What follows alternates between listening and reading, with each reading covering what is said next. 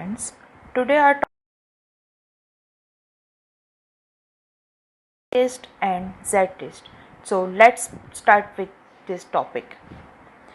Here we are going to cover up history, application, assumption, types of t-test along with the example, as well as also covered introduction of Z test and application of Z test. T-statistics was introduced in 1908 by William Gauss. While history of William Gauss is also very interesting. William Gauss, who was chemist working for the Guinness Brewery in Dublin, Ireland, Gauss had been hired due to Claude Guinness' policy of recruiting the best graduates from Oxford and Cambridge to apply biochemistry statistics to Guinness industrial process. At that time, t-test was developed as an easy way to monitor the quality of stout. Then, t-test work was submitted to and accepted in the journal Biometrica, and Carl Pearson was editor-in-chief of that journal. The company allowed Gauss to publish his work, but only if he used a pseudonym and he chose student, and that's why this test is also known as student's t-test. In easy word, we can define t-test is statistical inference to check difference between two group of averages. There are some application of t-test like to calculate confidence interval, to check significance between sample mean and hypothesized mean, or between two sample mean.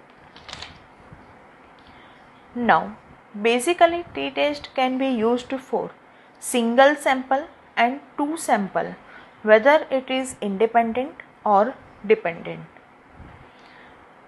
There are some assumptions for the t-test, that is interval or ratio scale of measurement can be used. Second is sample should be taken as randomly. Third is sample should be normally distributed and groups have equal variances. Now let's discuss the one sample t-test. In this method we can check that sample mean how significantly differ from hypothesized mean or population mean. For more detailed understanding, let's we take an example. A research scholar might hypothesize that on an average it takes 3 minutes for people to drink a standard cup of coffee.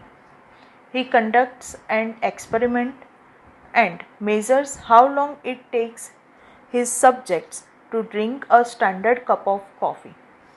The one sample t-test measures whether the mean amount of time it took the experimental group to complete the task differs significantly from the hypothesized 3 minutes value. Now, here it is a formula of t-statistics where x bar is the mean of sample, mu is hypothesized mean, s is sample standard deviation, and n is the sample size. Let's take an example of this.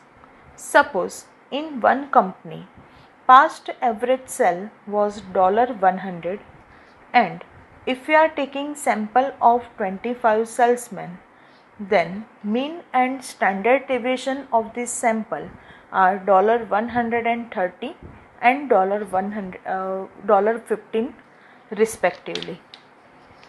Now, for this solution, first step is construct the null hypothesis, and here hypothesized mean is given, that is $100. For the calculation of t-statistics, just put value in the formula and we find answer is 10. Then obtain degree of freedom, and that is n minus 1, so it is 24. Now according to degree of freedom, we find the table value for this statistics at 5% level of significance. Then it is 2.064. You can see this table value in this table. After the table value, just compare t statistics and t table value. Now in our case, t statistics is greater than t table value. So here we reject the null hypothesis. Let's discuss the second method of t-test, that is testing of significance between two means. There is two possibility for the sample. Maybe it is independent or maybe it is dependent. Now let's discuss the independent t-test. Independent t-test to be used when two separate independent and identically distributed variables are measured. For example, comparison of mean cholesterol levels in treatment group with placebo group after administration of test drug. Here it is the formula of t statistics, where x bar 1 and x bar 2 are the mean of sample 1 and sample 2 respectively. N1 and N2 are sample size. SS is sum of squares. For example, suppose we have two groups, one with 7 subjects and the other with 5 subjects. From this data, if we calculate t statistics, then it is negative 0.44. But the value of t statistics is always absolute value. That means here answer is positive 0.44. Now for this method, degree of freedom is n1 plus n2 minus 2. So we get degree of freedom equal to 10. According to degree of freedom, we can find 2.228 as a tabulated value. So here t statistic is less than t table value. So the result is not significant at 5% level of significance. You can see the table value from this table. Now, next method is dependent t-test, in which observations in one sample is related with observations in the other sample. For example, pre-test and post-test samples in which a factor is measured before and after an intervention. Here it is a formula of t statistics, where d bar is the mean of difference, st is the standard deviation of the difference. Let's discuss the example of this. Here pre-module score and post-module score is given. Using this two column, obtain the column number 4, and that is difference by subtracting column number 3 from column number 2. That means post-module score minus pre-module score. From this difference, we get mean is 2.05 and standard deviation is 2.837, and from that t statistics is 3.23. In this method, degree of freedom is n minus 1, so it is 19, and according to degree of freedom, t table value is 2.093. For this value, you can see previous table. Now, after the t-test, let's discuss the z-test. A z-test is any statistical test for which the distribution of the test statistics under the null hypothesis can be approximated by a normal distribution.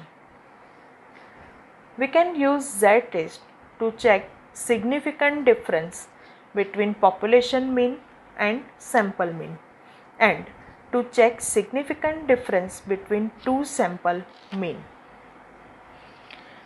Formula for testing the significance between population mean and sample mean is given over here, where x bar is sample mean, mu is population mean, n is sample size, and sigma is population standard deviation. Second method is testing the significance of difference between two means. Formula is already given. In this formula, x bar 1 and x bar 2 are mean of sample 1 and sample 2 respectively. N1 and N2 are sample size. S1 and S2 are sample standard deviation. This formula we can use when two sample standard deviations are known. Now, instead of two sample standard deviation, population standard deviation is given, then we can use this formula where sigma stands for population standard deviation. Thank you. Stay home, stay safe.